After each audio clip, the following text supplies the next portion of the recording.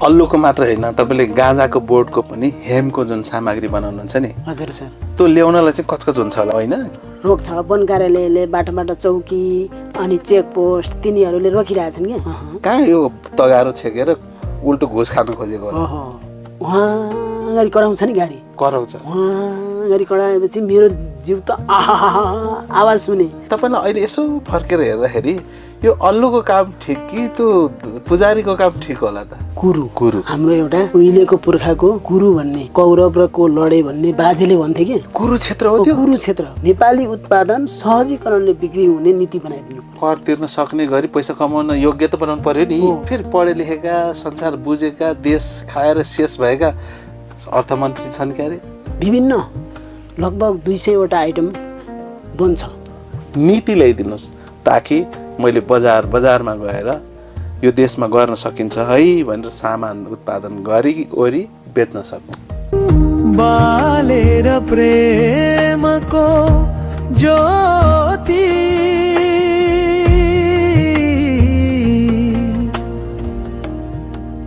अब नेपाल बोल्छ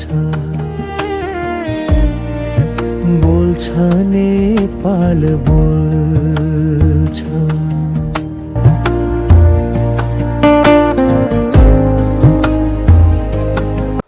नमस्कार, कार्यक्रम नेपाल बोल्छमा यहाँलाई स्वागत छ। ठुलो उद्योग भन्नु बित्तिकै हामी विदेशी लगानी, आयातित प्रविधि र धेरै ठुलो संरचनामा गरिएको व्यवस्था भन्ने ठान्छौँ। तर कहिलेकाहीँ ठुलो उद्योग चाहिँ गाउँको सानो एउटा रुखको बोक्रामा, कुनै झारमा अथवा परम्परागत सिपमा पनि लुकेको हुनसक्छ। यहाँ खाँचो स्रोतको होइन, खाँचो चाहिँ हो दृष्टिकोणको।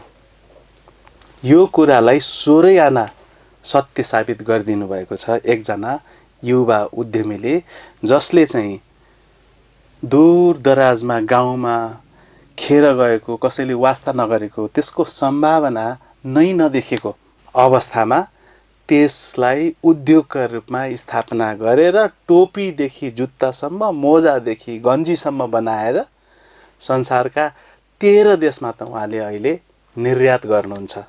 र उहाँले बनाएका अल्लुका कपडाहरू जापानदेखि दक्षिण अफ्रिकासम्म र क्यानाडादेखि स्पेनसम्मका मान्छेहरूले अधीरताका साथ मगाउँछन्।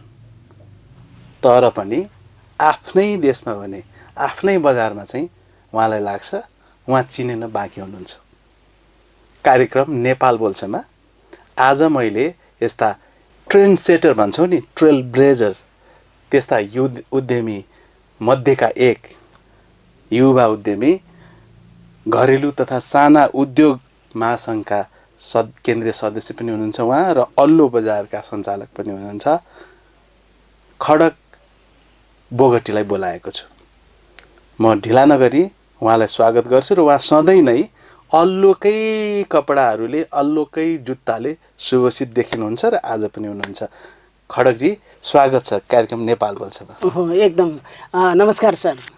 मैले चाहिँ तपाईँलाई सुरुमा देख्दा त यो अल्लुको रहेछ भन्ने पछि बुझेँ अघि, र यो साह्रै महँगो पनि रहेछ। अहिले तपाईँले लगाइराखेको चाहिँ तपाईँ जहाँ जाँदा नि यसको मूल्य कति रे भन्दा तपाईँले भन्दाखेरि मान्छेले जिब्रो टोक्छन् रे, होइन?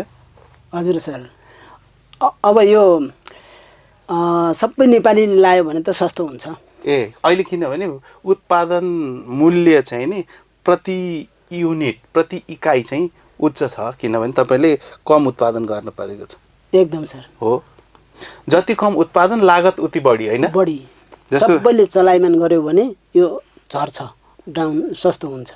जस्तो कि एउटा मात्रै 1 कप मात्रै चिया पकाउनलाई जति दाउरा, पानी, भाँडो चाहिन्छ र जति खर्च लाग्छ 2 कपमा त त्यसको आधा हुन्छ, होइन? 10 कप बनायो भने त झन् सस्तोमा बन्यो। त्यस्तै हो? हो, त्यस्तै हो सर। एकदम सेम। हजुर। ल मलाई भन्नुहोस्, यो अल्लुको चाहिँ के बन्छ तपाईँका?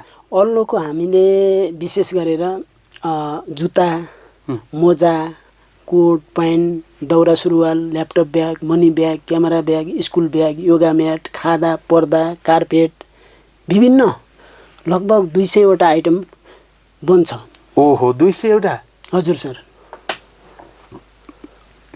सबभन्दा सुरुमा चाहिँ तपाईँले के बनाउनु भएको थियो नि? सुरुमा त यस्तो छ सर, सुरुमा हामीले फाइबर बनायौँ। धागो फाइबर भन्दा पनि कच्चा पदार्थ बटुल्नका लागि हामी हजुरसँग बोल्ने लायककै थियौँ। ए हो र? हाम्रो ग्राउन्डको कुरा गर्ने हो भने अचम्म छ सर। हो र? म एउटा जनावरको पद थियो। तपाईँले त्यो राम्रो टी सर्ट लाउनु भएको छ नि, त्यस्तो मान्छे आएपछि अल्लो जस्तै त होइन, त्यस्तो लुगा लागेको मान्छे आएपछि मलाई बोल्नै डर लाग्थ्यो, छाती टुक टुक हुन्थ्यो। अनौठो कुरा गरेपछि म त एउटा जङ्गली जनावरको पद, जङ्गलमा कच्चा पदार्थ यस्तो जनावरको जस्तो चुस्ने झिक्ने मान्छे बाहिरको कुरा ल्याए त कसरी बोल्ने? मलाई त अनौठो लाग्थ्यो कि या भाइ बाहिरको बिराइनु मान्छे आएपछि मलाई बोल्नै पनि मुसिबत लाग्थ्यो कि म साँच्चै कि? हजुर सर। त्यहाँ पछिको हाम्रो जुन सङ्घर्ष छ नि, त्यो सङ्घर्षको कुरा अझै जोडौँ है सर? हजुर हजुर। त्यो जोड्दै गर्दा धेरै जुन जङ्गलबाट हामीले ल्याउँछौँ नि कच्चा पदार्थ, भारी कच्चा पदार्थ ल्याएर थुपारिसकेपछि त्यसको अरू अप्सन छैन।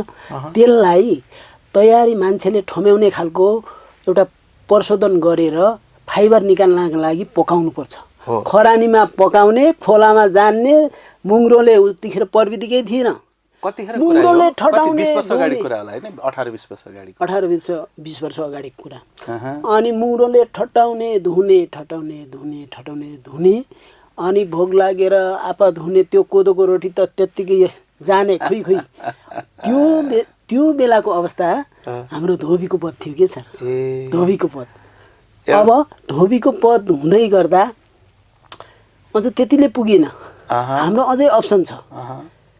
त्यहाँ पछि फाइबर बेचेर रोजीरोटी गर्दै जाँदा त्यसले निकास एउटा बाटो बजार मार्केट पाएन। त्यहाँ पछि हामी अर्को अप्सनमा गयौँ। अर्को अप्सनमा जाँदा हामीले त्यो फाइबर मात्र बेचेर रोजीरोटी नहुँदा, मार्केट बलियो नहुँदा हामीले के गर्यौँ? धागो बाट्यौँ। धागो बाट्ने। फाइबर भने त्यो जुट जस्तो धागो भन्न खोज्नु भएको होइन, जुट जस्तो सनपाट जस्तो बनाउनुहुन्थ्यो त्यसको। हजुर हजुर। होइन? त्यसलाई नै अझ काटेर धागो बनाउनु भयो। अनि हामीले धागो बाट्यौँ। त्यो धागो बाट्दा धागो त धेरै किसिमको हुन्छ, मोटो हुन्छ, मसिनो हुन्छ, धेरै मसिनो हुन्छ। पहिला हामीले त एकदम मोटो धागो बाट्यौँ। मोटोबाट कार्पेट बुन्ने खालको, त्यहाँबाट कपडा बुन्ने खालको, त्यहाँ पछि स्वेटर बुन्ने खालको धागो बाट्दा पनि हाम्रो नेपालमा सङ्घर्ष। अझ त्यसको पनि एउटा राम्रो बजार मार्केट भएन। त्यो नहुँदा हामीले अझ फेरि के गर्यौँ? धागोबाट कपडा बुन्नेमा गयौँ। सुरुमा तपाईँले फाइबर भन्नुभयो, त्यो सनपाट जस्तो। हजुर हजुर। त्यसले पनि नभएपछि यसलाई काटेर धागो बनाउनु भयो। हजुर हजुर। त्यसले पनि बजार चाहिँ सिर्जना नगरेपछि कपडा उत्पादन गर्नु। हजुर सर। अनि बल्ल हामी कपडामा गयौँ। कपडामा जाँदै गर्दा अब त्यसको कपडा बुन्दा सुरुमा कार्पेट जस्तो मोटो ओछ्याउने जस्तो बुन्यौँ। त्यहाँबाट अनि अलि ब्याग बुन्ने खालको बन्यौँ। त्यहाँदेखि सर्ट प्यान्ट हुने खालको बनायौँ। त्यसपछि जुत्तादेखि लिएर अहिले टोपी सबै तलदेखि यो जुन छ नि मैले लगाएको जुत्ता, मोजा, प्यान्ट, सर्ट, कोट, टोपी, अब यति लगाएपछि मेरो जिउ त ढाकियो। यति भएपछि त एउटा इज्जत त रह्यो नि त। यहाँसम्म पुग्नका लागि त्यो कपडा त्यहाँ बुन्यौँ। कपडा बुनिसकेपछि गार्मेन्टमा सप्लाई, गार्मेन्टमा दिँदा त्यसले पनि एउटा राम्रो निकास, राम्रो मार्केट भएन। त्यो नहुँदाखेरि अनि बल्ल हामी सिलाइ कटाइमा गयौँ। त्यहाँ पछि हामी सिलाइ कटाइ गरिसकेपछि सिलाइ कटाइमा त हर किसिमका डिजाइन, अब जस्तै जुन अहिले लुगाको भने नि ती सबै आफैले सिलाएको कुराहरू, ती जुन अघि मैले भने ती आइटमहरू सिलाउँदा लगभग मेरो त्यहाँ पनि 3 वर्ष कट्यो। अब त्यहाँ त्यो गरिसकेपछि त्यसले पनि पठायौँ हामी सभा समारोह, जस्तै मानौँ विभिन्न कार्यक्रममा। त्यहाँदेखि युरोपका 13 देशमा सप्लाई गऱ्यौँ। एकैचोटि त भएन होला, कसरी विदेशमा चाहिँ नि ग्राहक भेटाउनु भयो? ग्राहक भेटाउन त धेरै सङ्घर्ष। पहिला त हामीले त्यो भेटाउनका लागि हाम्रो डाइरेक्ट थिएन, ए हाम्रो त के थियो, एजेन्ट थियो, कार्गो थियो, त्यहाँदेखि कोही बिचमा बिचलिया थियो। धेरै सङ्घर्ष गर्दा बल्ल त्यो कस्टमर हामी कहाँ पुग्दा धेरै सङ्घर्ष लाग्यो। अहिले त सिधै पठाउनुहुन्छ हैन? अहिले कतिपय कस्टमर सिधै छन्, कतिपय चाहिँ त्यस्तै एजेन्ट मार्फत बिचौलिया मार्फत त्यसरी गइराखेको छ। त्यसरी भयो। त्यो हुँदै गर्दा हाम्रा सङ्घर्षका कुरा त अति गाह्रो भन्नलाई पनि धेरै समय लाग्ने के छ। हो होइन, निश्चय पनि उद्योग गर्न, मेहनत गर्न त त्यसै पनि यसले एउटा श्रमको, शक्तिको, स्रोतको माग त गरिहाल्छ। तपाईँ ढुङ्गालाई चाहिँ नि तल खसालिदिनु भयो भने एकचोटि घचेडे पुग्छ, खसेको खसे गर्छ, तल रोकिन्छ। तर माथि पुगेर लानु भने त लगै गर्नुपर्छ, 1 इन्च पनि त्यसै जाँदैन नि। यो त उद्योग भने त उद्योग भनेकै परिश्रमको अर्को नाम हो नि। एकदम परिश्रम गरे गर्नुपर्छ। त्यसो भएर त उद्योगी जस्ता परिपक्व मान्छे हुँदैनन् भन्छ नि, किनभने परिश्रम गर्ने हातलाई थाहा छ नि त कति मेहनत गर्नुपर्छ भनेर। त्यसपछि पनि बजार पाइन्छ नपाइन्छ टुङ्गो छैन, तपाईँको लगानी आउँछ न आउँदैन टुङ्गो छैन। यो त अँध्यारोमा आँखा झिम्क्याए जस्तो भयो होइन? एकदम मान्छेले बुझ्दैन, सङ्केत चाहिँ तपाईँले गर्नुभयो। हजुर एकदम त्यस्तै त हो नि होइन? तर नि सुरुमा तपाईँको जन्मथलो त बाजुरा कि? हजुर सर। बाजुराको कुन ठाउँ रे? बाजुराको बुढीनन्दा नगरपालिका कुरु। हाम्रो एउटा उहिलेको पुर्खाको कुरु भन्ने, कौरव र को लडे भन्ने बाजेले भन्थे कि कुरुक्षेत्र हो त्यो। कुरुक्षेत्रमा कुरु भन्न बित्तिकै कौरव र कसको पाण्डव लडाइँ गर्ने त्यो एउटा ठुलो चौर छ, पेले नै बस्ने। तर त्यहाँ राज्यको आँखाले हेरेको छैन र त्यो जङ्गल हाम्रो चौर छ, मेला चाडपर्व त्यस्तो गर्छौँ। तर पेले नै बस्ने जस्तो ठाउँ छ। तपाईँ त्यस्तो पहाडमा पनि त्यतिसम्म ठाउँमा जन्मिनु भयो? हजुर ए कति भाग्यमानी। त्यो ठाउँ त्यही हामी अहिले कुरु भन्छौँ, त्यसका लागि हाम्रो जन्मथलो कुरुक्षेत्रमा जन्मेको होइन? परिश्रमी योद्धा हुनुभयो।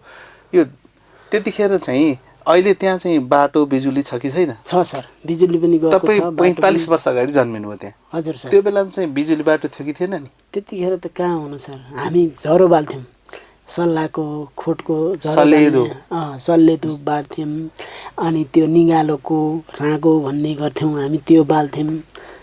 उतिखेरको सँग त्यसरी घरलाई कसरी उज्यालो बनाउनुहुन्थ्यो अरे? तपाईँलाई आउँछ घर जसै छ नि, यो घर छ नि, यो घरलाई हामी दसैँमा चैते अष्टमीमा कमेरो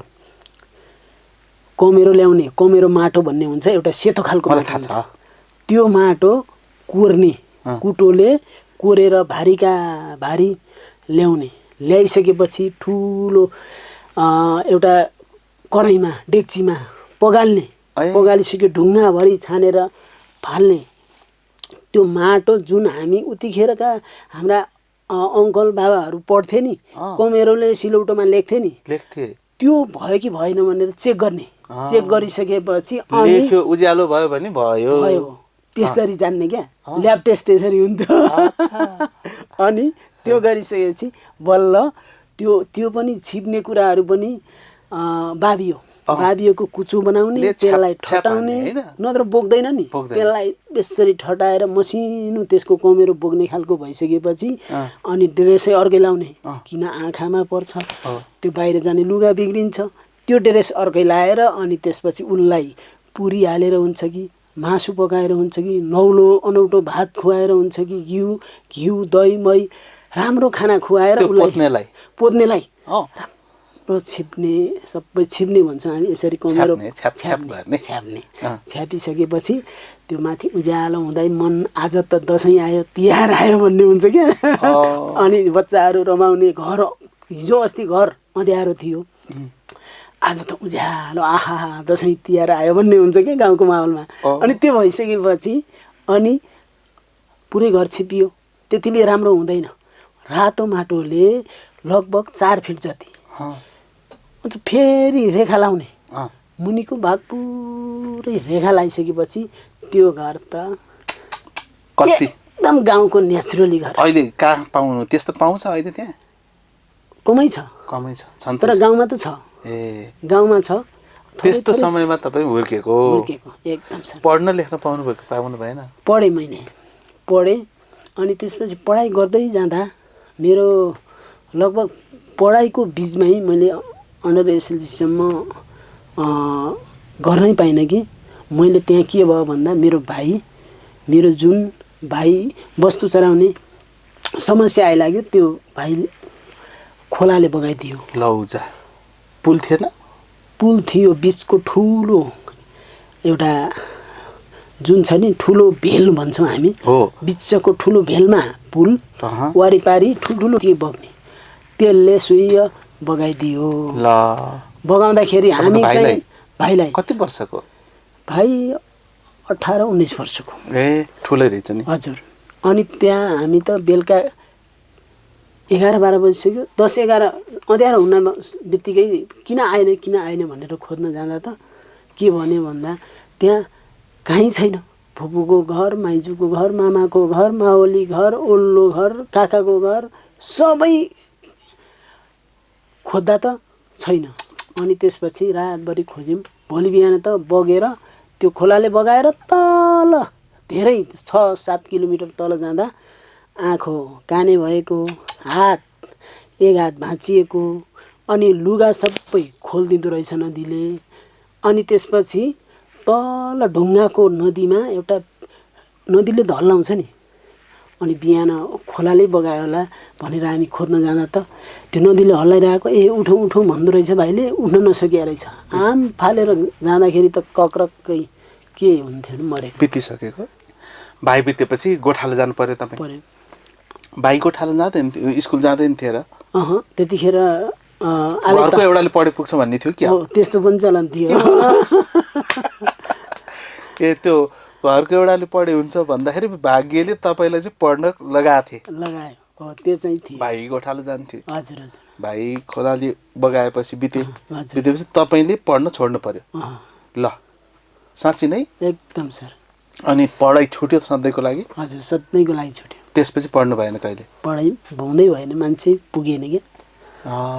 कति भाइ तपाईँहरू? हामी त 3 भाइ। मेरो जेठो दाइ हुनुहुन्छ, गाउँमा हुनुहुन्छ। मेरो दाइ बुढीनन्दा माताको एउटा पुजारी हुनुहुन्छ, उहाँले अनि त्यही पूजा सेवा गर्दाखेरि गाउँमै बस्नु भएको छ। अनि अब मेरो दिदीबहिनी चाहिँ 2 जना हुनुहुन्छ, उहाँ चाहिँ गाउँमै हुनुहुन्छ। 1 जना दिदी खसिसक्नुभयो, 1 जना हुनुहुन्छ।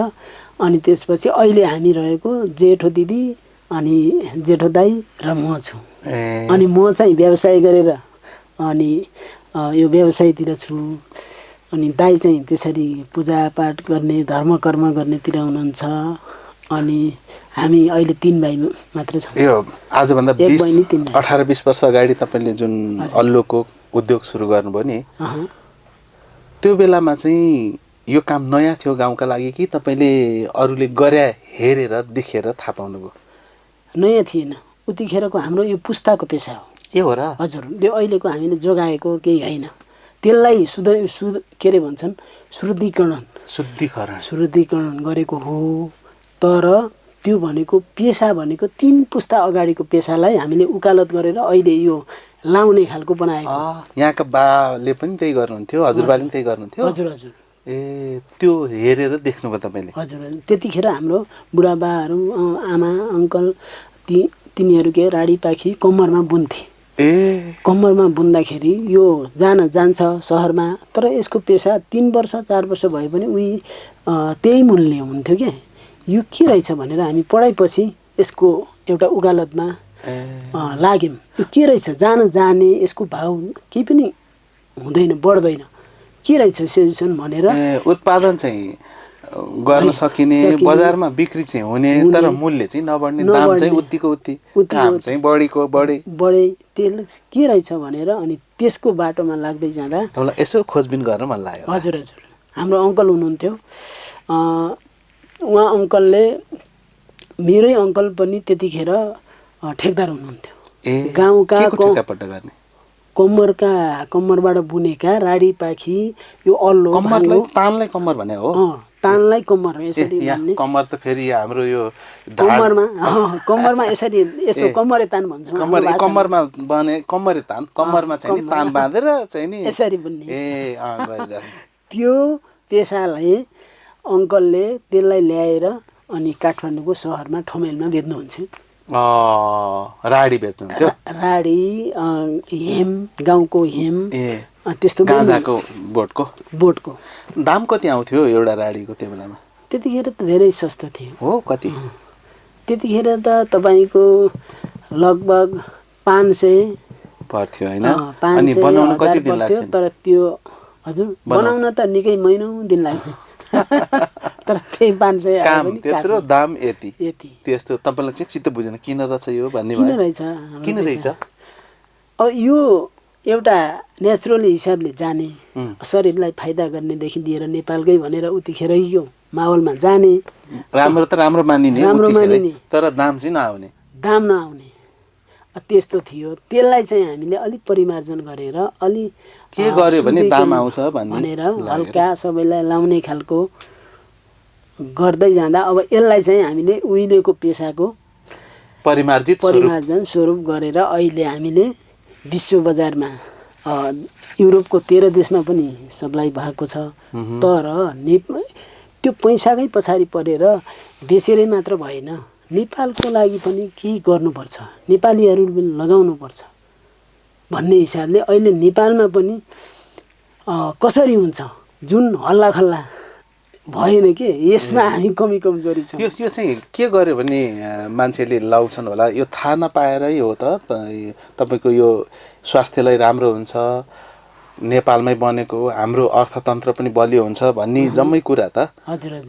भन्यो भने थाहा हुन्छ नि फेरि स्वतः त थाहा हुँदैन कसैलाई कहीँ गएर भन्नु भएन त्यो त भनिरहेछौँ अब फेसबुकमा हालेका छौँ सबै फेसबुकमा युट्युबमा हैन अनि इन्स्टाग्राममा जस्तै टिकटकमा हालिरहेछौँ तपाईको चाहिँ नि कस्तो भने एउटा सबैले मन पराएको मान्छे मन पराएको नि फलोअर धेरै भएको मान्छेले अहिले त हेर्नुहोस् यो अल्गोरिदमको समय आयो हैन हाम्रो प्रधानमन्त्री बालेन्द्र शाहले एक शनिबार चिज खाइदिँदाखेरि बजारभरि चिज सर्टेज भयो कहिले कहिले लाग्दैन उहाँलाई लगेर यो अल्लोको टोपी अथवा गन्जी अथवा लुगा लाउन दिउँ भनेर लाग्छ तर लगाइदिने होइनन् लगाउन सक्ने होइनन् यो महँगो भन्छन् उहाँलाई के महँगो धन सम्पत्ति 190 तोला सुन भएको मान्छे उहाँको लागि के महँगो लगाइदिन सक्नु पर्यो नि एउटा कोड लगाइदिए पनि हाम्रा उद्योग त नेपालमा कति चल्ने थिए खै त तपाईँलाई लाग्छ यो बालेन्द्र शाहले किन्न नसेर नलागेको थाहा नभएको होला नि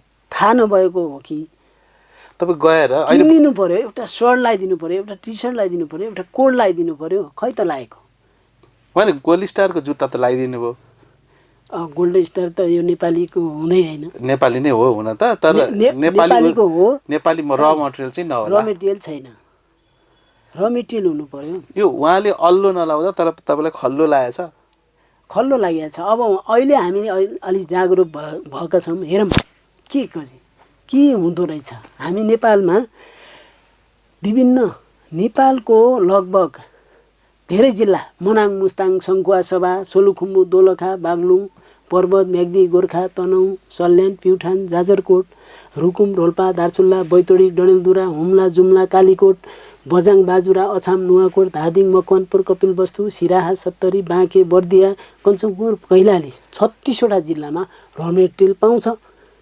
पाएर हामीले अहिले 18 जिल्लाको सदुपयोग गरिरहेछौँ 18 जिल्लाको उम्रिन्छ कुहिन्छ गाउँका उद्यमीहरूले हाम्रो र मेटेरियल लैजानुस् भनिराखेका छन् भनेपछि तपाईलाई र मेटेरियलको दुःख छैन कच्चा पदार्थ जति पनि पाइने उत्पादन पनि जति गर्न सकिन्छ तर हाम्रो बजार भएन हैन बजार भएन बजारमा अहिले हामीले जुन भनिरहेछौँ नि अहिले प्रधानमन्त्री बालेन सरको कुरा गर्यौँ नि बालेन सरको गरेर उहाँले नीति ल्याइदिनु पर्यो कि नेपालमा सक्के कर्मचारीले सक्के सबै नेपालीले त्यति भएन भने कर्मचारीले नेपालका जति स्कुल छन् विद्यार्थीले झोला बोकिदिनु पर्यो सरकारी लेभलका कर्मचारीले एउटा कोट प्यान्ट लगाइदिनु पर्यो अरू पब्लिकले सर्ट टी सर्ट कुर्ता सुरुवाल लगाइदियो भने त हाम्रा उद्योग त कति चले हेर्नुहोस् त हामीले त्यो सिलसिलामा अझ त भिजन कत्रो गरेका छौँ भने बुटोल कारखाना त्यत्तिकै चलिया छ, बसिया छ। त्यो बसेको स्पिनिङ मिललाई हामी 36 लाख किलो नेपालभरिको र मेटेरियल बटुल्छौँ। 36,000 किलो धागो काट्ने मेसिन छ त्यहाँ, हो छ, उद्योग छ, त्यत्तिकै बन्द भएर बसिया छ। अब त्यसलाई 36,000 किलो नेपाली कच्चा पदार्थ, 36,000 किलो हामी कपास, त्यसलाई मिक्स गरेर यस्तै सर्ट बुन्ने धागो बनाउँछौँ। बनाएपछि त्यो चाहिँ नेपालका उद्योगीहरूले चलाउँछन् र नेपाली पहिरन लगाउँछन्। बल्ल हाम्रो 15% जति नेपालीपन झल्किन्छ र अर्थतन्त्र सब्रिन्छ भनेर हामी ढकढकाइराखेका छौँ। त्यति गरेर 15%, अहिले कति पर्सेन्ट छ?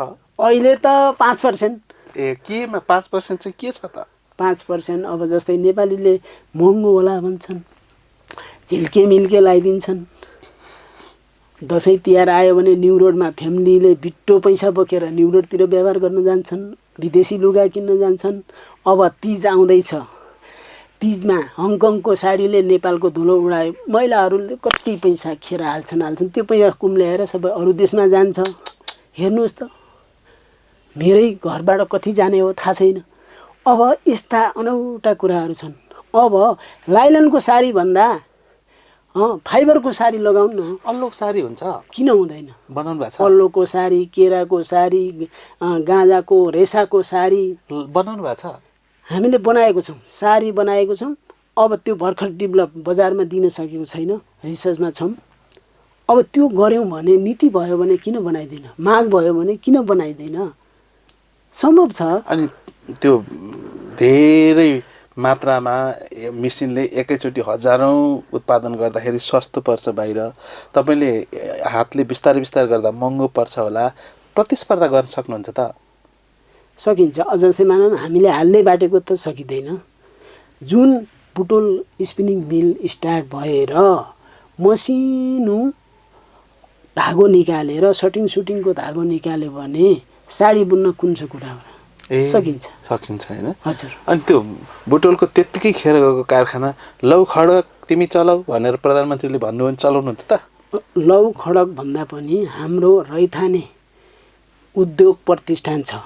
त्यसले रैथाने गाउँका कुना कन्दरा सबै जिल्लाको र मेटेरियल बटुल्छ। त्यो एकजना व्यक्तिले होइन, हाम्रो लगभग 100 जना उद्योगी मिलेर चलाउने हो। त्यो भिजनमा छ। यसरी कन्सेप्ट ल्याएर हामीले नेपालको लागि केही गर्नुपर्छ भनेर जुन नीति नियम चल्ने मान्छेले नीति बनाइदिनु पर्यो। के तपाईँलाई कानुन चाहियो? कानुन चाहियो, नीति चाहियो, नियम चाहियो। अनि सरकारले सहुलियत पनि दिनु पर्यो। सहुलियत दिनु पर्यो। यस्ता कृषि औजार अथवा यो उद्योगका जुन मेसिन औजारमा ट्याक्स लिनु भएन। ट्याक्स लिनु भएन। अहिले उद्योगका लागि 13% बिजुली ठोकिदियो। अब हामी थला परेन? तपाईँलाई बिजुली बढ्यो? बिजुलीको त्यो कर बढ्यो त नि, हेर्नुहोस् त। 50 युनिटभन्दा बढ्ता खपत गरे बापत सामान्य मान्छेले पनि तिर्नु पर्ने भयो। त्यो उद्योगका हकमा पनि लाग्यो भयो, घट्ला भने त बढ्यो पो। बढ्यो। तर उद्योगलाई त प्रोत्साहन गर्छु भन्छ नि त सरकारले। खै त झन् च्याप्दै आइसक्यो। यो अलि हिसाब गर्न मिलेन छ कि? खै के हो यो चाहिँ हामीले अहिलेको लागि अलि उद्योगलाई झन् टेवा पुगाउने, यसलाई प्रोत्साहन दिने भन्ने हो। झन् त्यो अहिले हामीले सुरुमा त त्यो उद्योगमा पनि कर बत्तीको लागि कर तिर्ने भन्दाखेरि यो चाहिँ अनौठो लाग्यो के? चित्त दुख्यो।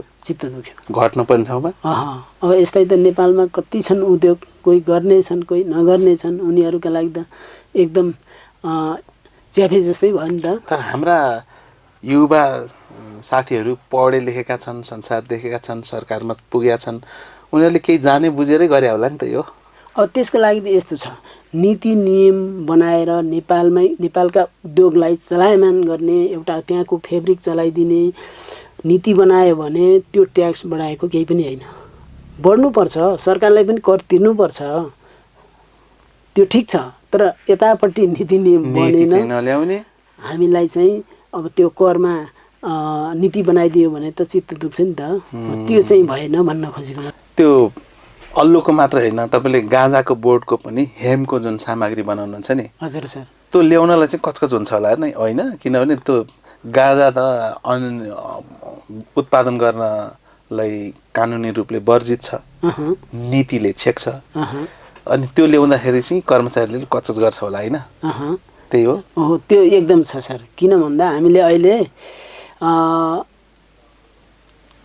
तर तपाईँले गाँजा ल्याएको होइन नि बोट ल्याएको हो नि त गाँजा भन्दा पनि त्यो खानेकुरा लाग्ने कुरा त्यो केही पनि छैन हामीले सिर्फ डाँटको कच्चा पदार्थ डाँटबाट झिकेको बोक्रा त्यो जुन किसानले आगो बाल्ने चिज खेर गरा खेत आलीमा आगो लगाइदिने चिज त्यसलाई बोक्रा बनाएर यस्तै उत्पादन गर्नका लागि यो के मलाई लागेर लट्ठ परेको छु त छैन नि त यसमा के छ टिएसटी फ्री केही छैन अब त्यो चिजलाई ल्याउँदा हामीले त्यहाँ बेहोरा मिलाउनु पर्ने अल्लो झुटो बोल्नु पर्ने तपाईँले है अल्लो भनेर ल्याएर अनि हामी यस्ता उत्पादन गर्छौँ अनि अल्लो भनिस् किन त्यो गाँजाको बोटले भन्दा तपाईँ समातिन सक्ने खतरा त भयो नि त फेरि अर्को कोही उल्लुले न्यु खोज्नु भयो भने हो यो एउटा यो चाहिँ सरकारबाट हामीले सहजै ओसार पसार जस्तै सम्बन्धित गाउँका किसानहरूले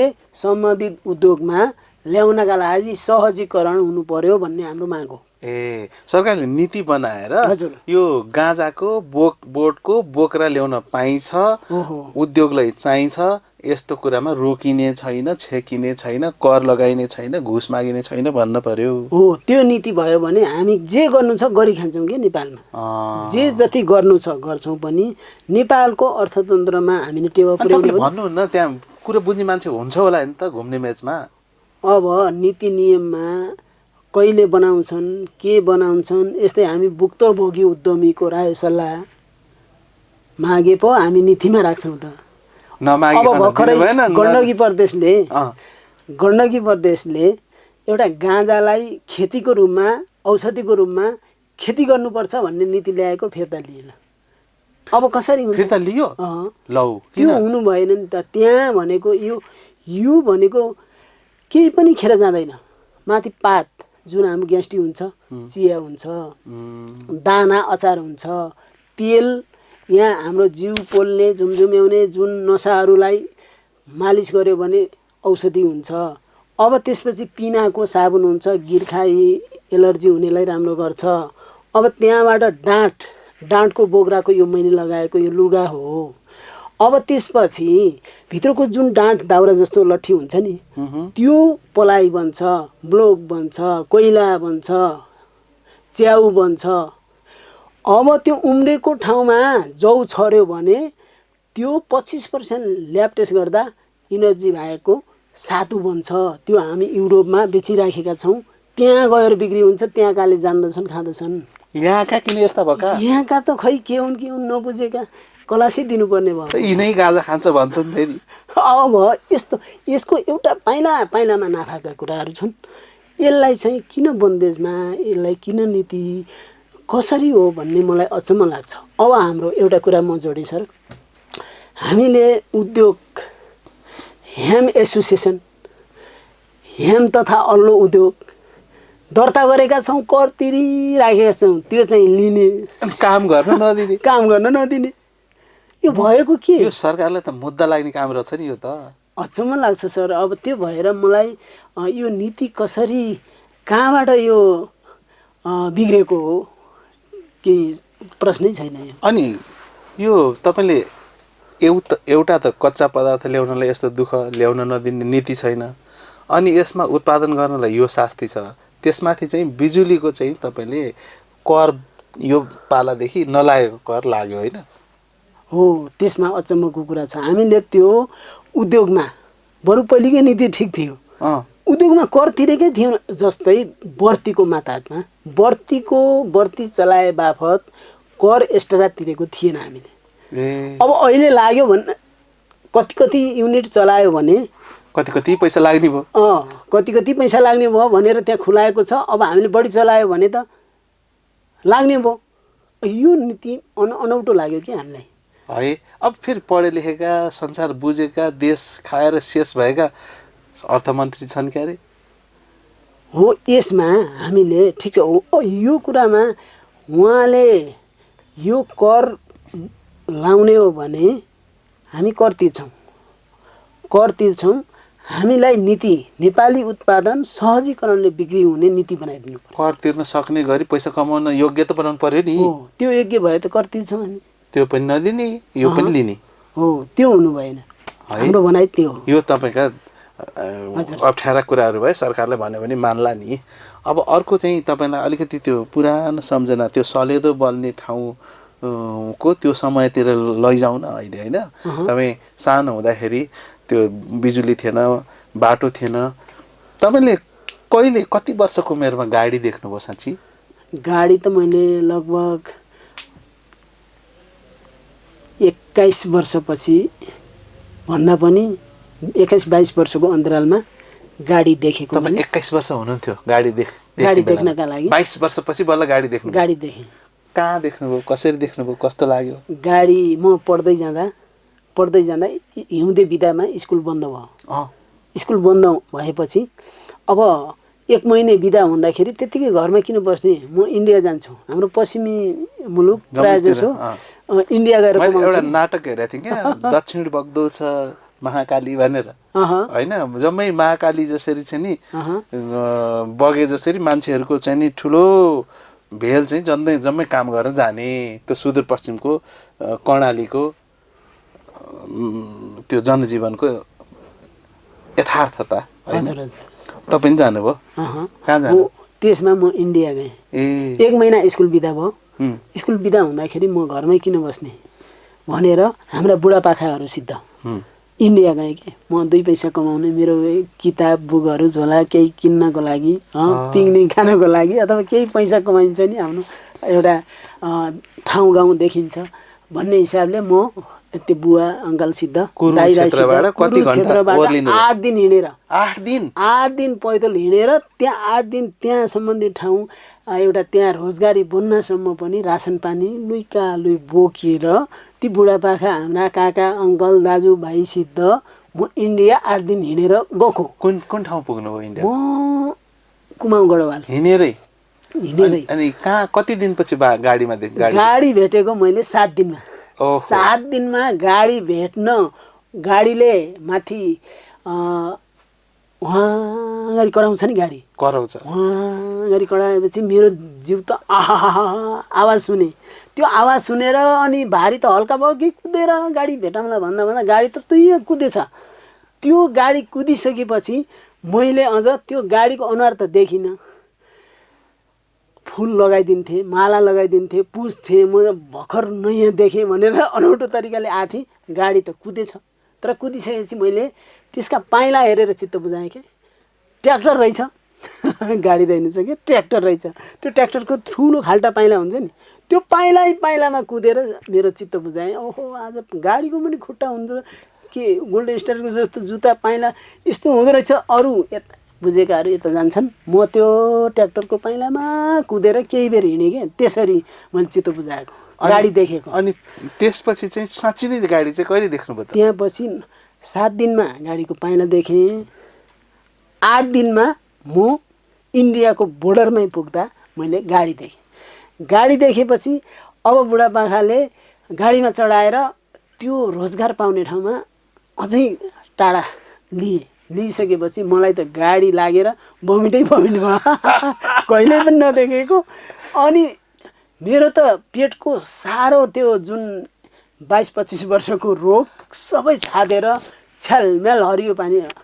अब गाडी त गाडी म मेरो भगवानै भेटे जस्तो थियो। अहिले उल्टी भएर त त्यो हेर्नै नसकिने भयो। ओहो अनि त्यहाँपछि त्यो बमिटहरू नै स्वास्थ्य लागि राम्रो रहेछ नि त।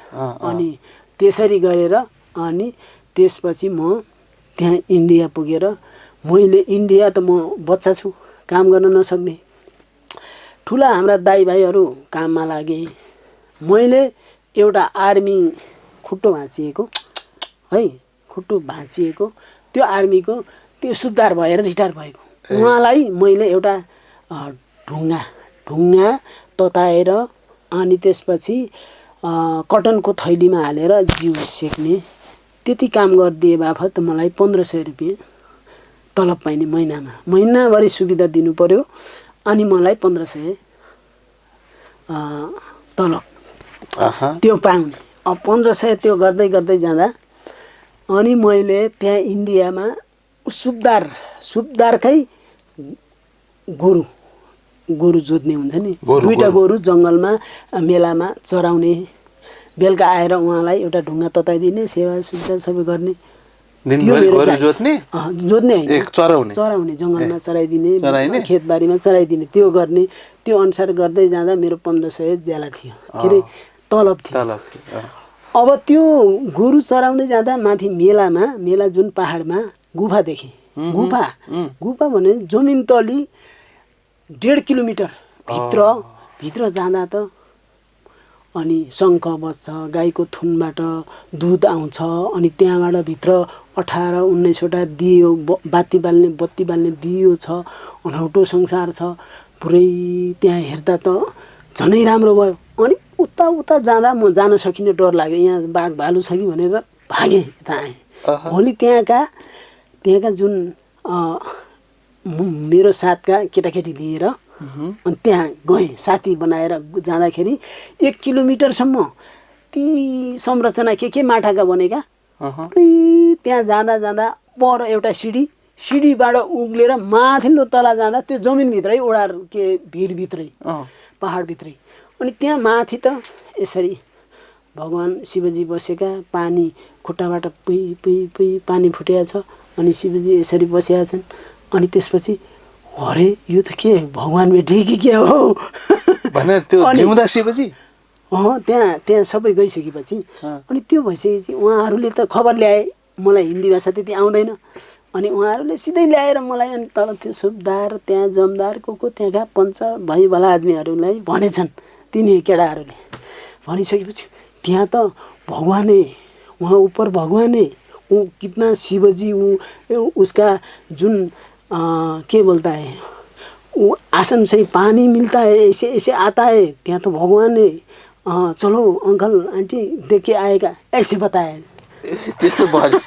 और उसके बाद मेरे को लिए वो जाके दो चार बड़ा आदमी टाइप का बड़े बड़े आदमी लेके वो चला गया वो पहाड़ में देखे। हाँ वहाँ तो शिवजी है, वहाँ तो मांग करना पड़ेगा, 1 करोड़ बजट छुटा दिया उसकी बात। और मेरे को पंडित जी यहाँ बैठ के आपको यहीं एक घर दे देंगे, यहाँ का पुजारी तो आपने देखा ऐसे बोलता था। वहाँ मेरा जन्म नेपाल और मेरा कर्म तो हिंदुस्तान में हो गया, होने वाला था। लेकिन मेरा बड़े दादा ने क्या बोला, आपका दादा बाबा मम्मी मेरी को इंडिया लेके बेच दिया करके मेरे को मारेगा। नहीं म नेपाल जान्छु, म अहिले भाइ तपाईलाई म नेपाल लैजान्छु, पछि आउनु, अहिले मैले ल्याएको मलाई त गाली आउँछ, बेचेर आयो भन्छन् भनेर मेरो ठुलो दाइले मलाई त्यहाँ बस्न दिनु भएन, लिएर नेपाल आउनु भयो। नत्र त्यहाँ पुजारी भइसके, पुजारी हुने कर्मगर नेपाल, के रे जन्मगर नेपाल, कर्मगर इन्डिया हुने थियो। हेर्नुहोस् त त्यस्ता कहानी मेरो त लगभग 3 घण्टा लाग्छ। अनि त्यहाँ संयोगले चाहिँ त्यहाँ बस्न पाउनु भएन, अनि यहाँ आएपछि अल्लोको फेरि काम सुरु गर्नु भएन। त्यहाँ पछि अझ पढ्दै जाँदा पछि सुरु गरेको। अनि तपाईलाई अहिले यसो फर्केर हेर्दाखेरि यो अल्लोको काम ठिक कि त्यो पुजारीको काम ठिक होला त? पुजारीको काम पनि उही धर्मै गर्ने हो, अल्लोको काम पनि कर्म गर्ने हो। अहिले मेरो धर्म हो, कर्म नै धर्म हो। जहाँ हो मेरो त दुईटै सेक्टर एउटै पर्छ जस्तो लाग्यो। तर अहिले पनि मैले लगभग तालिम दिँदै जाँदा देशैभरि जति हुन्छ कन्ट्र्याक्टरमा आएका उद्योगहरूलाई अनि जुन आइएनजिओ सङ्घ संस्था यिनीहरू पालिकासँग कनेक्टिभिटी हुँदै जाँदा मैले तालिम दिएँ। ती तालिम दिन जाँदा लगभग 2500 जति महिला दिदीबहिनीहरूलाई मैले सिकाएको छु। सिकाएको यो ठुलो कर्म जस्तो लाग्छ, किनभने धर्म जस्तो लाग्छ। अब मैले सिकेर म उही आमाबाट जन्मेँ, उही आमा दिदीबहिनीलाई उल्टा सिकाउनु भनेको त धर्म हो। पैसै ठुलो कुरा होइन नि। होइन नि मेरो शिक्षा त कहाँसम्म पुग्यो धेरै भनेर मलाई त आनन्द अर्कै छ सर। है। अनि कहिले कहिले त्यो जाउँ त्यो कुमाउ गढवालको त्यो गुफामा र को रहेछ मेरो ठाउँमा बसेको पुजारी हेरौँ जस्तो लाग्दैन? त्यहाँ पछि मेरो एक दुईचोटि गएँ अनि हतार पतार भएर म आइहालेँ। अझै नचिनिने खालको भएको थियो। तर अहिले म धेरै वर्ष भयो यो अल्लोले छोड्दैन, यता पनि तान्छ यता पनि तान्छ। देशैभरिको अभिभारा बोकेको छु। यसलाई कसरी गरी खानुपर्छ र देशैभरि डेभलप गर्नुपर्छ र सबै उद्यमीको भलाइ होस् भनेर म एउटा काम त मेरो जुन काम गरे पनि 10% आइ नै हाल्छ, मेरो रोजीरोटी भइ नै हाल्छ। तर गर्ने नेपालका लागि के त, उद्यमीहरूका लागि के त, हाम्रो र मेटेरियलले हामीलाई सरापेको छ, यसलाई चाहिँ हुँदो रहेछ त, यतिको चिज हुन्छ भने किन नगर्ने भनेर हामी यसपछि लाग्दा छोडेको छैन। अहिले घुम्न पाएको छैन सर। अहिले त कुमाउ गढवाल जानुभन्दा पनि यो टेक्नोलोजी उता पानीपोत कहाँ गएर ल्याउनु भनेर त्यस्तो बानी आउँछ है। तपाईँ त सपनामा पनि अल्लोको सामान ल्याएर कोट बनाएर बेचिरहनुहुन्छ जस्तो लाग्छ। हजुर त्यस्तो आउँछ सपना कहिले कहिले? त्यो त अब यसको भविष्य काम गर्दै जाँदा धेरै देखिँदो रहेछ। यसको राम्रो छ, धेरै राम्रो छ, सबैले गरून्। तपाईँले चाहिँ नि मानिलिनुहोस् प्रधानमन्त्री बालेन्द्र शाहलाई भेट्नुभयो आज। हजुर तपाईँको अगाडि हुनुहुन्छ भने आफ्नो बारेमा भन्नु पर्यो भने के मलाई यो गरिदिनुहोस् बालेन्द्र सर अनि मलाई ठिक हुन्छ भन्नु पर्यो भने के भन्नुहुन्छ? ल भन्नु त। मैले त बालेन्द्र सरकारलाई, प्रधानमन्त्रीलाई डाइरेक्टै भेट्दा म त विशेष गरेर नेपाली उत्पादन प्रयोग गर्नु पर्यो सबै नेपालीहरूले, त्यो नीति चाहियो। उहाँले त एउटा नीति लेख्दा लाग्छ, उहाँले फेसबुकमा लेख्दिए पनि हुन्छ, फेसबुकमा लेखिदिए पनि हुन्छ। स्थानीय सरकार, प्रदेश सरकार, केन्द्र सरकार जहाँ जति छ, ल अबका दिनमा सबै कर्मचारीले अल्लोको एक कोड लगाइदिनु पर्यो, त्यो नीति ल्याउनु पर्यो भने त हाम्रा उद्योग त यति चल्यो कि कोट पुर्याउनै गाह्रो हुन्छ। तपाईँ त स्वप्न द्रष्टा जस्तो हुनुहुँदो रहेछ होइन। अब सरकारले चाह्यो भने के ठुलो कुरा हो र गरिदेला नि। मैले त विशेष गरेर के भन्न चाहन्छु भने भेटेको बेला नेपाली जति स्कुल छन् नेपाली उत्पादनको अल्लोको ब्याग बोकिदिनु पर्यो। नेपालका सबै कर्मचारीले एउटा सर्ट प्यान्ट लगाइदिनु पर्यो र पब्लिकले नेपालकै उत्पादन एउटा न एउटा सबै क्षेत्रमा हुनु पर्यो भन्ने मात्र नीति भयो भने हाम्रा खेतबारी ती जुन पाखाहरूको र मेटेरियल त कति चल्छ है। यो अल्लोको अहिलेसम्म खेती गर्न परेको छैन होइन? जङ्गलमा त्यसै उम्रिन्छ। जङ्गलमा कति छ कुहिन्छ, उम्रिन्छ, सर्छ। किन्न पर्दैन हो, बटुलेर ल्याए भयो तपाईँले? किन्नु त पर्छ।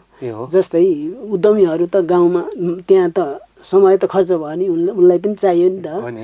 कसैले बटुल्छ, बटुल्नेले पैसा तिर्नु परेन? हजुर त्यो त परेन। वनको लागि त राजस्व तिर्नु पर्यो, हामी राजस्व तिर्छौँ त्यहाँबाट, अनि अरू लागेको खर्च गर्दै आउँछौँ। सबभन्दा धेरै अल्लो चाहिँ कहाँ पाइन्छ नेपालमा? अल्लो त पश्चिममा पनि पाइन्छ, पूर्वमा पनि पाइन्छ। हिमाली जिल्लामा अल्लो छ। कहाँको अल्लो राम्रो? अल्लो त सङ्घुवा सभाको राम्रो, सोलुखुम्बुको राम्रो, अनि त्यसपछि बागलुङको राम्रो, म्याग्दीको राम्रो, अनि उता पश्चिम अछामको राम्रो, बाजुरा, बझाङ, डोटी जुन हिमाली जिल्लामा छ नि त्यो धेरै राम्रो। दैले जस्तो तपाईँले अहिले लाउनु भएको यो हाफ कोट छ नि? हजुर यो कोटको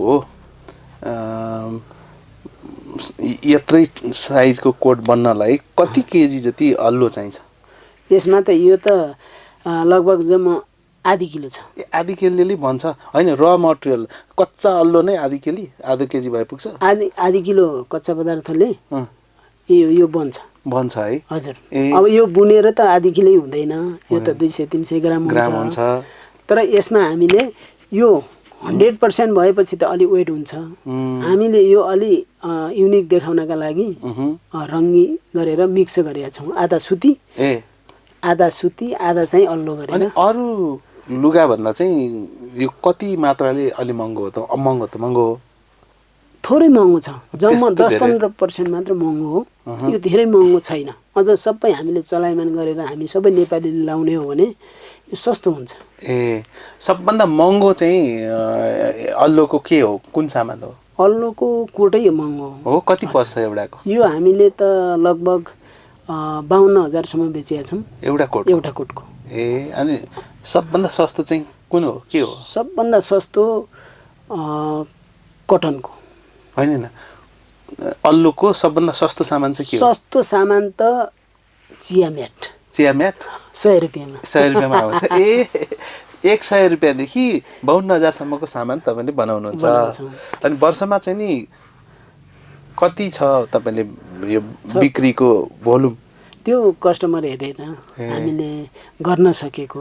यस तपाईँ गर्न सकिन्छ अब त म एउटा उद्योगीका रूपमा भए भन्ने अनुभव गरेको चाहिँ कति वर्ष भयो?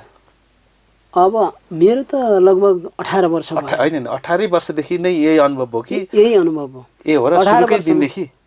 सुरुकै उसमा अब जस्तै उत्पादनमा कन्सेप्ट त भयो।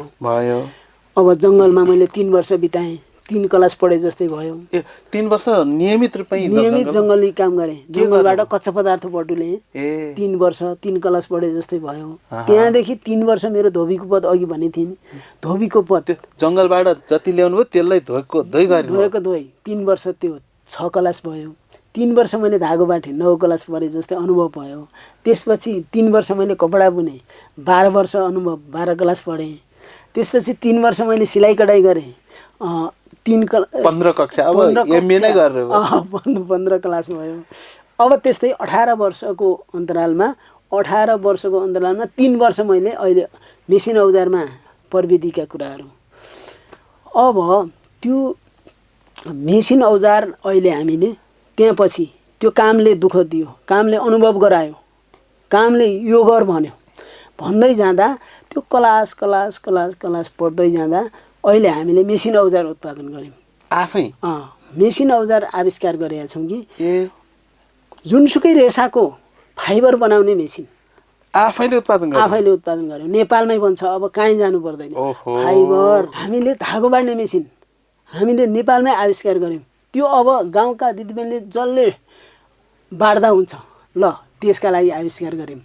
त्यसपछि धागो बनिसके कपडा बुन्ने मेसिन अहिले पालिकामा हामी पठाउँछौँ, त्यो आफैले आविष्कार गऱ्यौँ। अब सिलाइ कटाइ मार्केट अहिले तालिम चलेका छन्। गाउँका हामी मात्र नभएर सबै दिदीबहिनी नेपालका रोजगारी हुनु पर्यो भन्ने लक्ष्य छ। यो देशमा केही भएन, केही गर्न सकेन, यहाँ पनि कहाँ बस्ने हो र भनेर मान्छे गएछन् विदेश, युवा पुस्ता बस्नै खोज्दैन। तपाईँको कुरा सुन्दा त कति सम्भावना रहेछ है? धेरै सम्भावना छ नि। यिनीहरू विदेश जानुभन्दा नेपालमै यहाँ मास्टर डिग्री पढेको विद्यार्थीको त्यहाँ भ्यालु एउटा सामान्य व्यक्ति जस्तो भ्यालु छैन। तर उनले यहाँ केही बिजनेस गर्यो भने उसको भ्यालु त कहाँ त्यो डिग्रीको त्यहीँ थपिन्छ। यो छैन, यो उहाँहरूले सोचेकै छैन कि सोच्नुपर्छ। तपाईँ गएर भन्नु पर्यो के यो कुरा? म यस्तै क्लास प्रदेशमा स्थानीय ठाउँमा र यहाँ यस्तै मिडिया सबै ठाउँमा म यसको प्रचार गर्ने हल्ला गर्ने जस्तो लाग्छ। अब एउटा हल्ला समिति नै बनाउनुहोस्। हल्ला समिति है सर? तपाईँ अध्यक्ष नै हुनुहोस् अनि गएर सबलाई सदस्य बनाएर प्रचार गर्नुहोस्। ल है यो देशमा सम्भावना छ, अल्लोबाटै धेरै गर्न सकिन्छ, अरू पनि छ, सरकार लौ सुन भन्नु पर्यो। एकदम त्यो चाहिँ नेपाली उत्पादनप्रति चाहिँ सबैले बोल्नु पर्यो, सबैले थाहा पाउनु पर्यो। मेरो भनाइ त्यो छ है। तपाईँको अहिलेको चाहिँ दुःख के हो त? के कारणले चाहिँ तपाईँले चाहे जति गर्न पाउनु भएको छैन? अहिले हामीले जुन छ यो नेपालको हाम्रो कच्चा पदार्थ जुन छ त्यो गाउँको किसानको हातमै रह्यो कि जङ्गलमै कुहियो। त्यो एउटा नीति बनायो भने, सप्लायर गर्यो भने अनि त्यो फाइबर सम्बन्धी हामी डेभलप गर्थ्यौँ। नीति राम्रो कुरा गर्न के नीति चाहिन्छ र त्यहाँबाट ल्याउनलाई सरकारले रोक्दैन होला? नीति किन चाहियो तपाईँलाई? नीति त चाहियो। नीति किन भन्दा अब अहिले हामीले जस्तो अहिले त्यतिकै ल्याउँदा तपाईँलाई रोक्छ कसैले? रोक्छ। वन कार्यालयले बाटो चौकी अनि चेकपोस्ट तिनीहरूले रोकिरहेछन् क्या। हो र अहँ। के गर्छन् अब तिनीहरूले? त्यहाँ हामीले वन कार्यालयमा पहिल्यै सुरुमा हामीले लगभग 3 महिनाको सङ्कलन पुर्जी लिनु पर्यो। सङ्कलन भने कलेक्सन गरिसकेपछि हामीले अझ त्यहाँबाट सम्बन्धित ठाउँमा लैजानका लागि सिफारिस गर्नु पर्यो। सिफारिस गरेर त्यो सिफारिसको मिति अनुसार हामीले ल्याएनौँ भने फेरि ल्यायो भने समात्छ। अनि के गर्छ समातेर? समातेर अब यो त तिमीले 2 नम्बरी गर्यो, यो हाम्रो नीति नियममा परेन भन्छ, समातिदिन्छ, हुल्दिन्छ, राखिदिन्छ। लौ उद्योग गर्ने नीति छैन रे सरकारको? उद्योग गर्ने नीति त छ, तर त्यसमा हामीले जुन उद्योग चलाइरहने छ त्यो उद्योग चलाउनले सहज तरिकाको नीति छैन। मैले बुझेँ तपाईँको कुरा। हजुर सर। मैले अझ राम्रो होस् भनेर मात्रै भनेको हो। हजुर हजुर। लौ अल्लो ल्याउन पाउने, 2-4 महिना ढिला भए पनि कचकच गर्न नपाउने भन्ने चाहिँ कानुन नभएको हुनाले तपाईँलाई वनका हाकिमले समात्छन्। हजुर हजुर। नीति छैन भन्छन्, मुद्दा चलाउला भन्लान्, अनि 2-4 पैसा लिएर छोड्लान् होइन? हजुर हजुर। हो पैसा तिर्नु परेछ तपाईँले? पैसा तिर्नुपर्छ। अब त्यहाँ नियममा बस्नु बाँधिनुपर्छ, धेरै छ नि कुरा। घुस खाने माध्यम बन्यो कर्मचारीको यो त। हो, घुस खाने माध्यम छ। हेर्नुहोस् त, अब धेरै सहजै छैन नि, धेरै सङ्घर्ष छ। जति हाम्रो दुःख कष्ट छ भन्नु न, यही देशका मान्छे हुन् कर्मचारी पनि। हेर्नुहोस्, दुःख गरेर म उद्योग गर्न लागेको छु, तपाईँ यति ल्याउन रोकेर उल्टो तपाईँ घुस खान खोज्ने भनेर कराउनु न।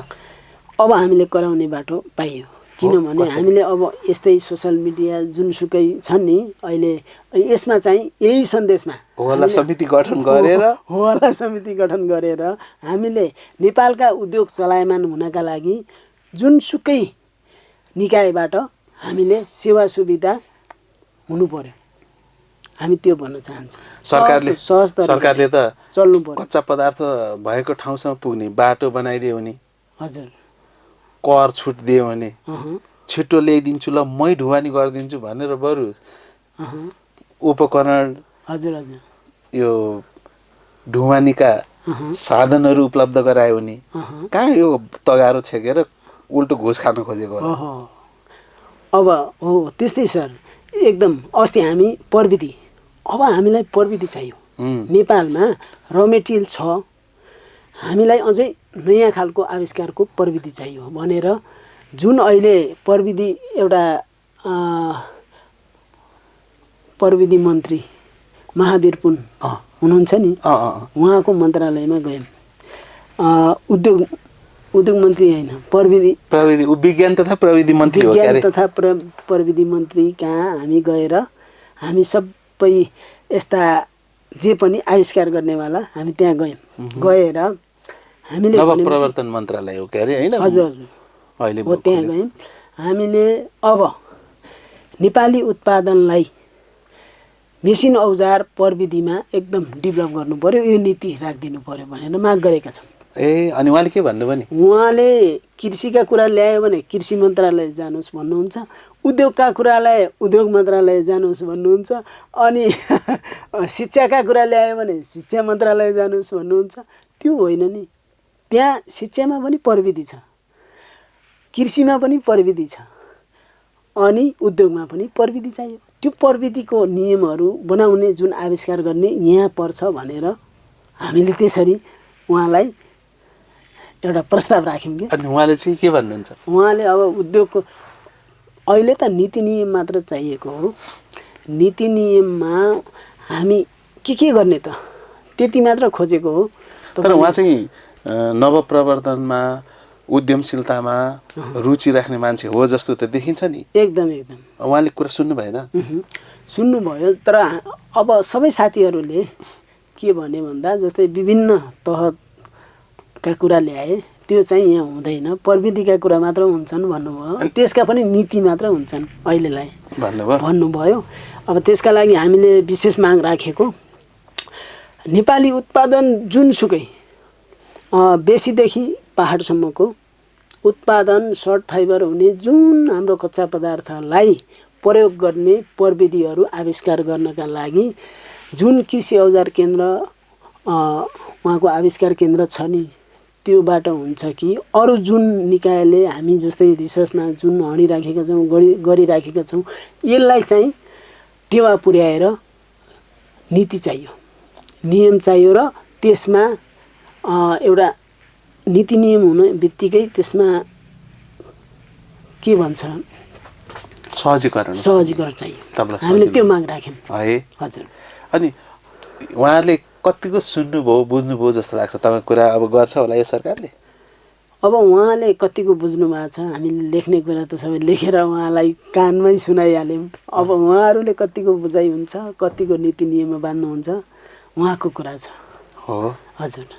ल तपाईँको कुरा सुनेपछि नि मलाई कस्तो आनन्द आयो क्या। सबैले मैले जसलाई अन्तर्वार्ता लिन बोलाउँछु भएन भन्छन्, खोटहरू मात्रै देखाउँछन्, गर्नै सकेन भन्छन्, सुस्केर हाल्छन्, निराशा पोख्छन्। तपाईँले त कस्तो आशाको कुरा गर्नुभयो हेर्नुहोस्, अनि गरेर पनि देखाउनु भयो। साँच्ची नै उद्योगी कि परिश्रम लगाएर यही देशमा सम्भावना छ भन्ने जुन उदाहरणै दिएर प्रकट गर्नु पनि, प्रस्तुत गर्नु पनि, यत्रो गरिसक्दा पनि सरकारले चाहिँ पत्याएन होइन? हो, त्यसका लागि हामी आवाज उठाइराखेको कारण त्यो। ए ल, एकदमै खुसी लाग्यो तपाईँको कुरा सुनेर। फेरि म तपाईँलाई एक दिन बोलाउँछु पनि, तपाईँको त्यो उद्योगमा छिट्टै हेर्न आउँछु, अनि त्यहाँ आएर पनि हामी छलफल गरौँला नि। एकदम सर। अहिले मैले तपाईँलाई भन्न बिर्सेको, सोध्न बिर्सेको, तर तपाईँलाई चाहिँ कुरा त यही हो भन्नुपर्ने, यही चाहिँ भुलेछु भन्ने लागेको छ भने ल भन्नुहोस् त, 2 मिनट दिन्छु तपाईँलाई। ठिक छ। अब हामीले जुन हजुरले आज यो हजुरका जुन कुरामा हाम्रो अल्लोलाई नेपाल बोल्छ हो, नेपाल बोल्छ भनेको तपाईँको त धेरै व्यापक छ नि। त्यसमा पनि हाम्रो आज अल्लोको कुरा छिराइदिनु भएकोमा, अल्लोका कुराहरूलाई, प्रमोटका कुराहरूको एउटा हामीले बोल्न पाउँदा र यसलाई चाहिँ उकालत गर्नुपर्छ, लाग्नुपर्छ, अझै पनि हामी यसमा केही प्रमोटका कुरामा सहयोग गर्नेछौँ भन्न पाउँदा, मैले आफ्ना कहानीहरू यहाँ सबै दर्शकहरूलाई सुनाउन पाउँदा हजुरहरूले सुनिदिनु भयो, धेरै धेरै धन्यवाद छ। हाम्रो नेपाली उत्पादन एकदम सफल होस्, अगाडि बढोस्। नेपाली उत्पादन भएर पनि नेपालका जुन उद्योगीहरूको गरिखाने बाटो एउटा ब्रान्डेड बनोस्। विशेष गरेर हाम्रो सरकारलाई नीति, पालिकादेखि प्रदेशदेखि केन्द्र सरकारले नीति मात्र बनाइदियो भने हाम्रा सबै देशैभरिका उद्योगहरू चलायमान हुनेछ, फलुरु चल्नेछन्। हाम्रो भलाइ यति राम्रो हुनेछ। म यही विशेष गरेर नेपाल बोल्छले सरकार समक्ष सुनाइदिनु होला भन्ने एउटा खबर छोड्दै म अहिलेलाई बिदा हुँ सर। हस्, थ्याङ्क यू सर। भर्खरै हामीले कुरा सुन्यौँ परिश्रमी उद्यमीको, युवा उद्यमी खडक बोहराको।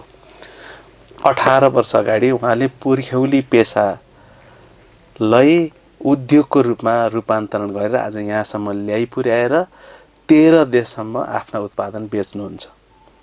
प्रत्यक्ष ग्राहकहरू भेट्नुभएको छ। तर उहाँको आपत के भने सरकारले कच्चा पदार्थ लिन जाँदाखेरि अलिकति ढिला भयो भनेर बाटोमा समात्छ, कारवाही गर्छ र अलिअलि केही चढाएपछि, फुलपाती चढाएपछि त्यहाँबाट मुक्त हुन पाइन्छ। यो सबलाई थाहा भएको, यो ओपन सिक्रेट जसलाई भन्छौँ नि, यो घुसखोरीको चाहिँ चक्रलाई तोड्छु भनेर आएको सरकार छ। सायद उसलाई थाहा छैन होला यस्तो हुन्छ भन्ने। सरकारको कानमा पुग्यो भने उहाँको आशा के छ भने त्यो झन्झट चट हुन्छ। र उहाँले आशा गर्नुभएको ठुलो कुरा छैन, नीति ल्याइदिनुहोस् ताकि गाउँमा गएर खेर जाने, कुहिएर जाने अल्लोलाई मैले कारखानासम्म ल्याउन सकूँ र उत्पादन ठुलो मात्रामा गर्न सकूँ। नीति ल्याइदिनुहोस् ताकि मैले बजारमा गएर यो देशमा गर्न सकिन्छ है भनेर सामान उत्पादन गरी बेच्न सकूँ। नीति ल्याइदिनुहोस् ताकि मैले धेरै कमाउन सकूँ र राज्यलाई कर तिर्न सकूँ र यसलाई समृद्ध बनाउने काममा मैले पनि अलिकति भए पनि योगदान गर्न सकूँ। यति सानो कुरा त छ, सायद राज्यले सुन्न बाँकी छ, सुन्छ पनि। आशा गरौँ छिट्टै नै खडकजीको यो याचना राज्यको कानसम्म पुग्नेछ र उहाँको अल्लो बजारले महसुस गरिरहेको जो खल्लो स्वाद छ नि त्यो चाहिँ गुलियो र स्वादपूर्ण हुनेछ। कार्यक्रम कस्तो लाग्छ यहाँलाई कृपया जानकारी पाऊँ। नेपाल बोल्छ आजका लागि यति नै। लाइक्स र सब्स्क्राइब गरिसक्नुभयो होला, नगरेको भए कृपया गरिदिनुहोस् ताकि हामी निरन्तर रूपमा यहाँसम्म आइरहन सकौँ। कार्यक्रम नेपाल बोल्छको अर्को अङ्कमा अर्को कुनै विषयमाथि हामी कुरा गर्नेछौँ। अहिलेले भने यति नै। नमस्कार।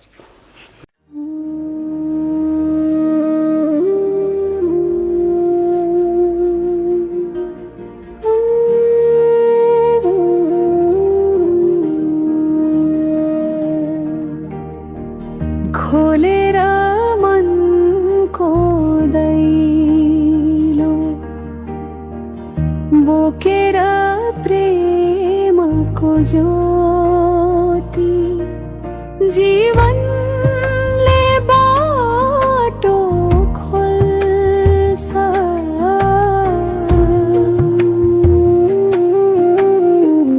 हालेर वाख उमङ्गको बालेर दियो करुणाको फालेर मनको मैलो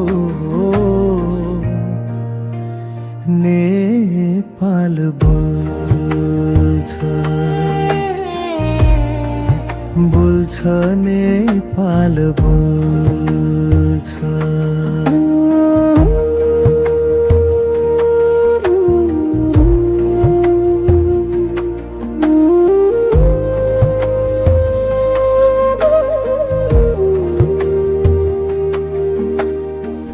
त्यागेर बैर सारा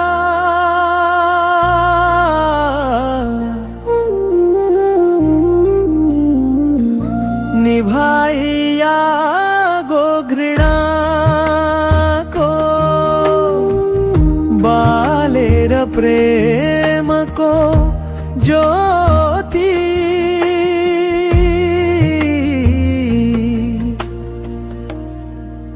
अब नेपाल बोल्छ नेपाल बोल्छ।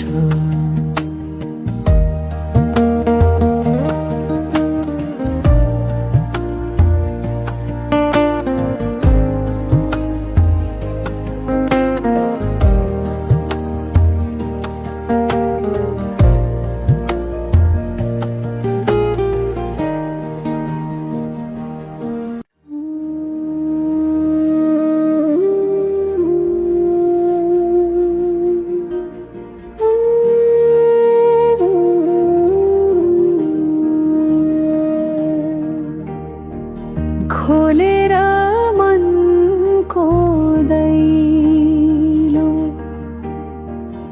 बोकेर प्रेमको ज्योति जीवनले बाटो खोल्छ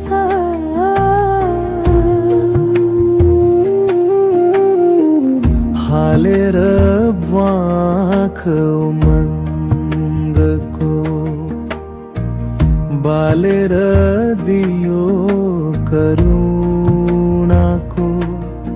फालेर मनको मैलो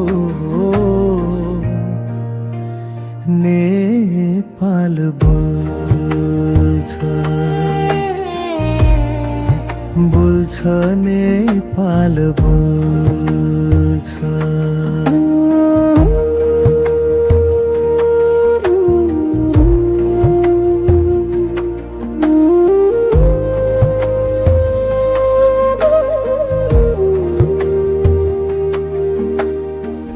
त्यागेर बैर सारा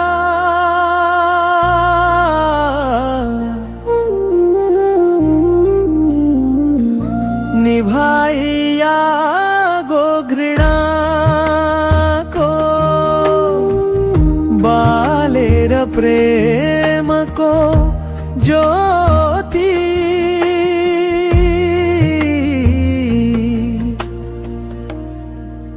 अब नेपाल बोल्छ